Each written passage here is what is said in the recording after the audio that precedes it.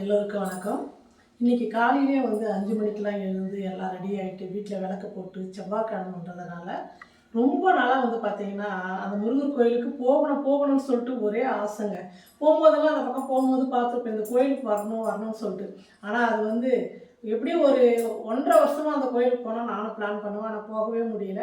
இன்றைக்கி வந்து போயிட்டு கண்டிப்பாக இன்றைக்கி போகணும்னு சொல்லிட்டு நைட்டே ஒரு பிளானோட தூங்கி எழுந்து 4 மணிக்கெலாம் அலாரம் வச்சுட்டு எழுந்து எல்லாம் ரெடி பண்ணிவிட்டு 6 மணிக்கெல்லாம் கோயிலுக்கு போயிட்டுங்க. ரொம்ப அருமையாக சூப்பராக இருக்குது.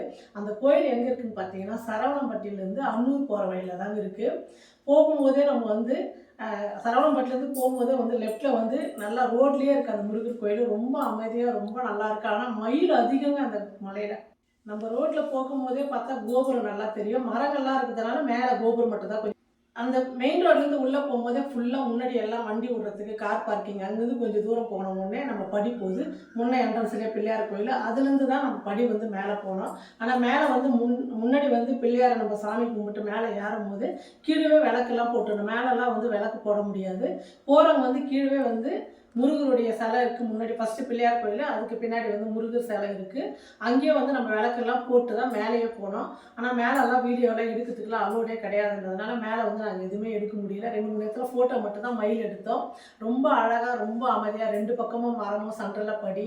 மேலே வந்து அவ்வளோ சில்லுன்னு காற்று அமைதியாக இருந்ததுங்க. அதுவும் காலையில் போனால் நாம தான் ஃபஸ்ட்டு போவோம். 6 மணிக்கெல்லாம் போகிறோம்னு நினச்சோம். அதுக்கு முன்னாடியே நிறைய பேர் போயிட்டு ரிட்டர்ன் வராங்க.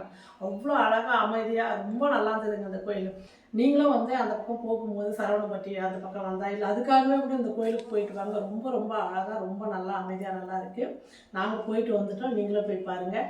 அடுத்தது வந்து நம்ம மதியம் வந்து என்ன சமைக்கிறோம் என்னன்னு சொல்லிட்டு பார்க்கலாம். இப்போ மதியம் வந்து ஒரு அருமையான சாதம் தாங்க செய்ய போகிறோம். நம்ம எப்போவுமே வந்து வீட்டில் தேங்காய் சாதம் செய்வோம். அந்த மாதிரி இல்லாமல் இந்த தேங்காவுடைய தொக்கு வந்து அதாவது புளிகொஜ்ஜி எப்படி ஸ்டோர் பண்ணுமோ அதே மாதிரி தான் இந்த தேங்காவுடைய தொக்கு வந்து நீங்கள் ஸ்டோர் பண்ணி வச்சுக்கிட்டிங்கன்னா ஸ்கூலுக்கு போகிற குழந்தைங்களுக்கு 1 வாரம் 10 நாள் கூட நம்ம ஃப்ரிட்ஜில் வச்சுட்டு நல்லா சுட சாதம் வெடித்து அதில் கலந்து கொடுத்தீங்கன்னா அவ்வளோ டேஸ்ட் அவ்வளோ சூப்பராக இருக்கும். ரொம்ப அருமையான, அதாவது எப்படி சொல்கிறதுன்னா டெய்லி நீங்கள் தேங்காய் சாதம் செய்யணுன்னா ரொம்ப கஷ்டமாக இருக்கும். அதே நம்ம இந்த மாதிரி ஒரு முறை செஞ்சு வச்சுட்டு ஒரு 10 நாளைக்கு வச்சு ஸ்டோர் பண்ணி வச்சுட்டு திடீர்னு எங்கன்னா வெளியே போயிட்டு வர சாதம் வெடிச்சோமா இந்த தேங்காவுடைய தொக்கு போட்டு கலந்து சாப்பிட்டோமா ரொம்ப சூப்பராக இருக்கும். அதுவும் புளி தொக்கு மாதிரியே இருக்கும், கெட்டு போகாது, ரொம்ப ரொம்ப அருமையாக இருக்கும். அந்த மாதிரி ஒரு வித்தியாசமாக டேஸ்ட்டாக சுவையாக தான் இப்போ செய்ய போகிறோம். வாங்க எப்படி செய்யுதுன்னு பார்க்கலாம். ஒரு மிக்ஸி ஜார் எடுத்துக்கோங்க. ஒரு 1/2 ஸ்பூன் சீரகம், 1/2 ஸ்பூன் கடுகு, ஒரு 1/4 ஸ்பூன் வெந்தயம். இதை வந்து ஃபஸ்ட்டு நம்ம ஒரு மிக்ஸி ஜாரில் சேர்த்துருவோம். சின்னதாக ஒரு துண்டு இஞ்சி வந்து சின்னதாக கட் பண்ணிக்கிட்டேன். கலருக்கும் காரத்துக்கும் இந்த சிகப்பு மிளகாய் பேடிக்கா மிஷின்னு சொல்லுவோம். அதாவது இது வந்து காஷ்மீர் மிளகாய். இது ஒரு 5 எடுத்துக்கிட்டேன். இதையும் மிக்ஸி ஜாரில் சேர்த்துக்கலாம். காரத்துக்கு ஒரு 5 பச்சை மிளகாய். இப்போ இதை வந்து கொஞ்சம் நல்லா அரைச்சி எடுத்துக்கலாம். ஃபஸ்ட்டு கருவேப்பிலையும் கொஞ்சம் சேர்த்துக்கிறேன். நம்ம அரைச்ச விழுதில் வந்து மிளகாய் கருவேப்பிலையெல்லாம் சேர்த்து அரைச்சில அந்த விழுதில் வந்து அரை முடி தேங்காய் வந்து துருவி வச்சது நான் சேர்த்துக்கிட்டேன். டேஸ்ட்டுக்கு இந்த வெல்லம் சேருங்க, ரொம்ப ரொம்ப டேஸ்ட்டாக இருக்கும். மஞ்சள் தூள் கொஞ்சம். இதை நல்லா பேஸ்ட் மாதிரி அரைக்கிறதுக்கு நான் குட்டி நெல்லிக்காய் அளவு வந்து புளி வந்து ஊற வச்சு கரைச்சி எடுத்து வச்சுருக்கிறேன். இப்போ இந்த புளி தண்ணி சேர்த்து நல்லா நைஸாக அரைச்சி எடுத்துக்கலாம். நைஸானா பேஸ்ட் மாதிரி அரைக்கக்கூடாது, கொஞ்சம் கொரப்பாக இருக்கணும். பாருங்கள், மிக்சியில் தேங்காய் எல்லாமே சேர்த்து நல்லா இந்த மாதிரி கொரப்பாக அரைச்சி எடுத்துக்கணும். ரொம்ப நைஸாக பேஸ்ட் மாதிரி அரைக்கக்கூடாது. இது வந்து தேங்காய் சாதன்றதுனால இந்த மாதிரி அரைச்சி எடுத்துக்கோங்க. இப்போ நம்ம தாளிச்சிக்கலாம். தேங்காயெல்லாம் சேர்த்து நல்லா அரைச்சி வச்சுட்டோம். இப்போ வந்து தாளிச்சிக்கலாம். இதுக்கு எண்ணெய் வந்து கொஞ்சம் அதிகமாக பிடிக்குங்க. ஒரு 4 ஸ்பூன் எண்ணெய் சேர்த்துக்குங்க. நம்ம எந்த அளவுக்கு கொஜ்ஜு அரைக்கிறோமோ தேங்காயெல்லாம் சேர்த்து விழுது அந்த அளவுக்கு வந்து கொஞ்சம் எண்ணெய் அதிகமாக சேர்த்துக்கணும். எண்ணெய் காஞ்சிடுச்சு. கடுகு, 1 ஸ்பூன் உளுத்தம்பருப்பு, 1 ஸ்பூன் கடலைப்பருப்பு, ஒரு கைப்பிடி அளவு வந்து வேர்க்கடலையும் சேர்த்துக்கலாம். உங்களுக்கு வேர்க்கடலை பிடிக்கலன்னா நீங்கள் சேர்க்காதீங்க. ஆனால் வேர்க்கடலை சேர்த்திங்கன்னா ரொம்ப ரொம்ப நல்லாயிருக்கும். இப்போ எல்லா பருப்பு வேர்க்கடலாம் நல்லா பொன் வறுவலாக நல்லா கலர் மாதிரி வரணும். இப்போ தான் சாப்பிட்றதுக்கு சாதத்தோடு நல்லா முறுமுறு நல்லாயிருக்கும். பாருங்கள், வேர்க்கடலை பருப்பெல்லாம் நல்லா கலர் மாதிரி நல்லா வந்துடுச்சு. நம்ம ஏற்கனவே வந்து பச்சை மிளகா காஷ்மீர் மிளகாய் வந்து அரைச்சிருக்கிறோம். அதுக்காக ஒரு மிளகாய் மட்டும் சின்னதாக கட் பண்ணிக்கிட்டேன்.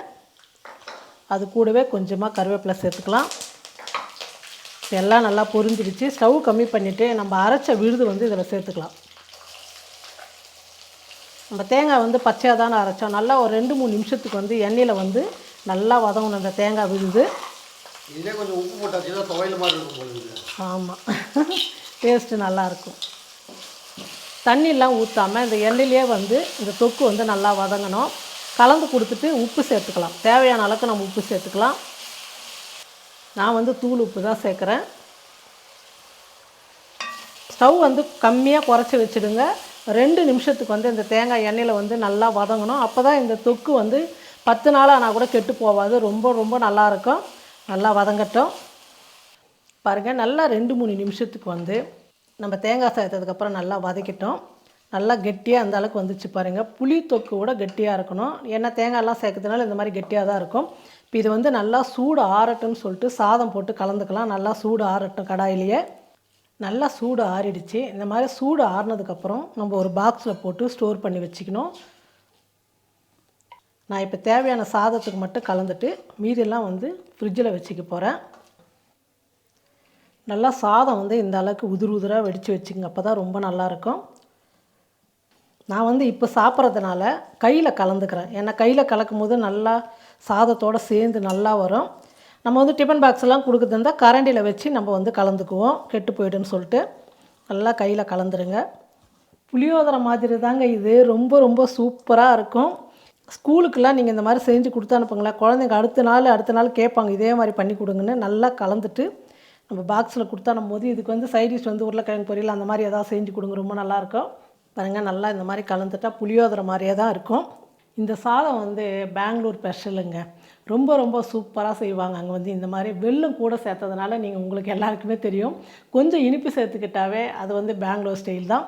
இதுக்கு முன்னாடி வீடியோலும் வந்து நம்ம புளியோதரை கொஜ்ஜி எப்படி செய்யுதுன்னு போட்டிருக்கோம். இந்த மாதிரி புளித்தொக்கு, தேங்காய் தொக்கு இதெல்லாம் நீங்கள் செஞ்சு ஃப்ரிட்ஜில் வச்சுக்கிட்டிங்கன்னா ரொம்ப ரொம்ப வசதியாக இருக்கும் நமக்கு. அதே மாதிரி பார்த்திங்கன்னா தேங்காய் சாதம் வந்து ஏற்கனவே நிறைய வகை செய்யலாம். அப்பா ஒரு முறை செஞ்சுருந்தார். தேங்காய் சாதம் இந்த மாதிரி செய்யக்கூடாது, பூண்டு போடக்கூடாது அப்படின்னீங்க. பூண்டு போட்டு செய்யுங்க, ரொம்ப நல்லாயிருக்கும். ஒவ்வொருத்தருக்கும் ஒவ்வொன்று பிடிக்கும்.